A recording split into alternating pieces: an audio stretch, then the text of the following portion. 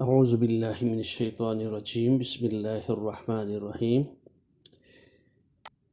نبی اکرم صلی اللہ علیہ وآلہ وسلم نے فرمایا، جب تم میں سے کسی کو جب غصہ آ جاتا ہے تو اور اس کو چاہیے کہ وہ خاموش ہو جائے۔ نبی اکرم صلی اللہ علیہ وآلہ وسلم نے فرمایا، جب آدمی کو غصہ آئے اور خاموش ہو جائے اور ساتھ پڑھے اعوذ باللہ من الشیطان الرجیم، اعوذ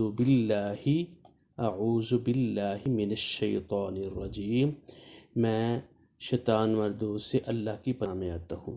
جب انسان اللہ تعالیٰ کی پناہ میں آئے گا، اللہ تعالیٰ کے حکموں کو بجا لائے گا اور تعوذ کرے گا، تو اللہ کی جب پناہ میں آ جاتا ہے تو شیطان اس سے وہاں سے بھاگ جاتا ہے۔ تو انسان کو ویسے بھی یہ مجرب بات ہے، جب آدمی کو گھبراہٹ ہو جائے، پریشانی ہو، تو اعوذ باللہ من الشیطان الرجیم، اعوذ باللہ من الشیطان الرجیم، اور اس کے معنی مفہوم کو ذہن میں رکھ کر پڑھنا چاہیے۔